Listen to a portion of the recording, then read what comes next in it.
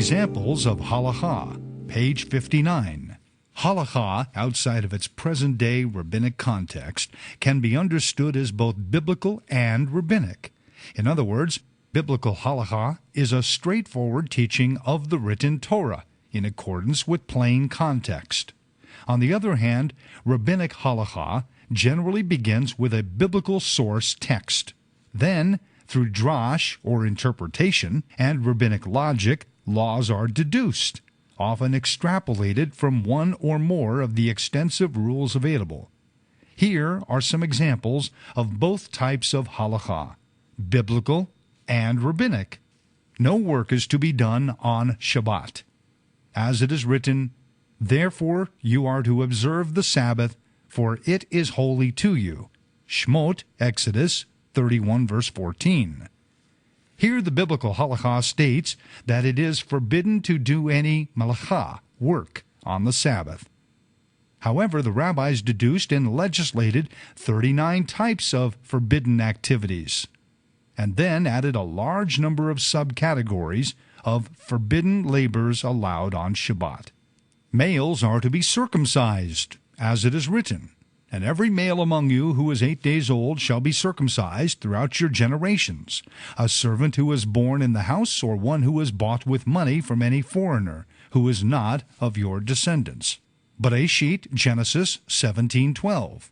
Here the biblical halakha is straightforward. However, new rabbinic halakha is legislated through their rules of scriptural interpretation, requiring some additional actions discussed by Hillel and Shammai that included submitting to hatavat dam brit for Gentile converts already circumcised according to biblical halakha, or Jews already circumcised but returning from secularism to Judaism. Also, peri'ah and metzitzah, and other customs and prayers too detailed to list here. Do not cause a fire to burn on Shabbat.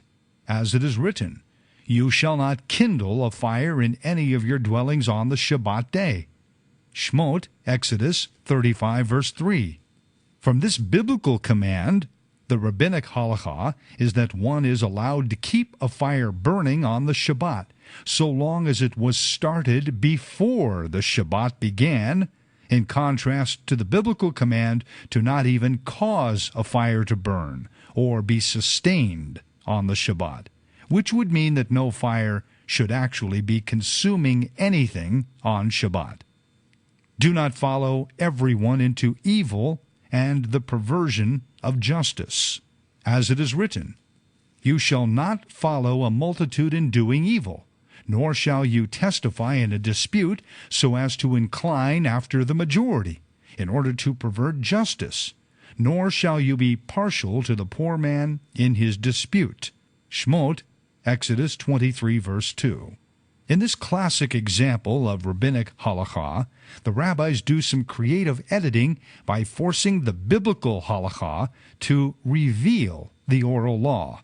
They do this by striking through what they consider irrelevant, and then through interpretation they take what is needed to support their new legislation, thus making the text say the following: "Incline after the majority," crossing out the phrase, "You shall not follow a multitude in doing evil, nor shall you testify in a dispute so as to," and, "in order to pervert justice, nor shall you be partial to the poor man in his dispute."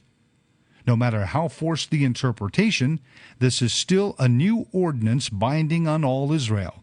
Supposedly under the authority of Moses, the rabbis say that we are all obligated to incline after the majority, meaning we are required to obey rabbinical majority rule when they give us their halakha on the written Torah. This was later supported in the Babylonian Talmud.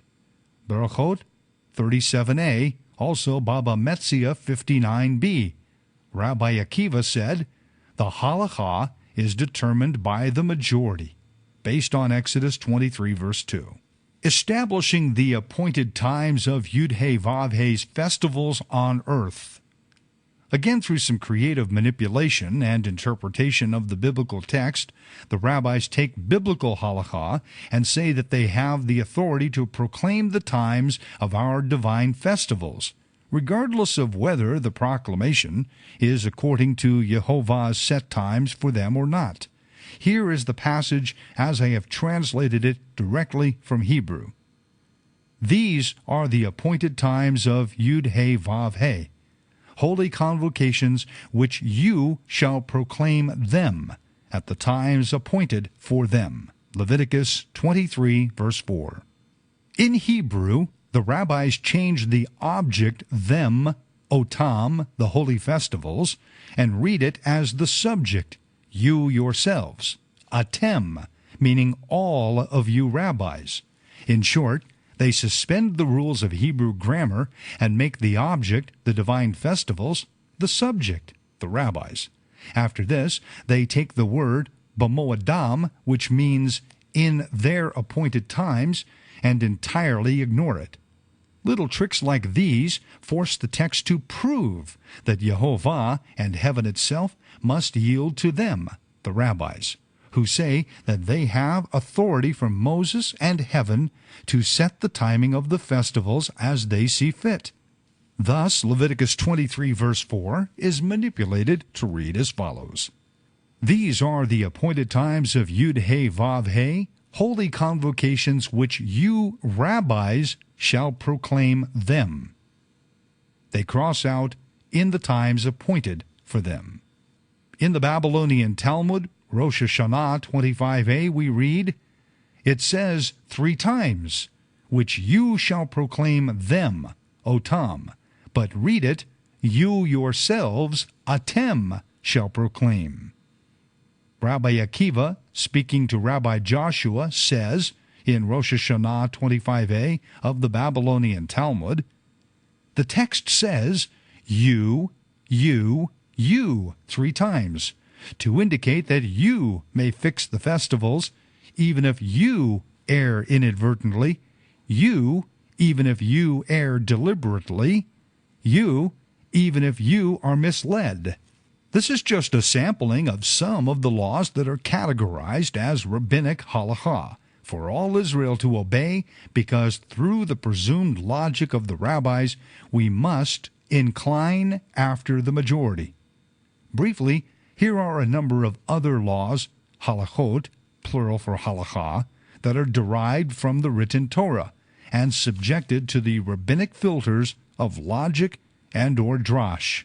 The law against a man remarrying his former wife who has already been married and thus subsequently divorced, according to Deuteronomy 24, 1-4. The rabbis developed a workaround and permitted what the Torah forbade by reinterpreting the law of chalitza, and then taught conditions for the forbidden. Yevamot 12a. The rabbis have the right to annul any marriage which is not in conformity with their ruling. Yevamot 90b. A ruling that the study of the laws about sacrifice are as if one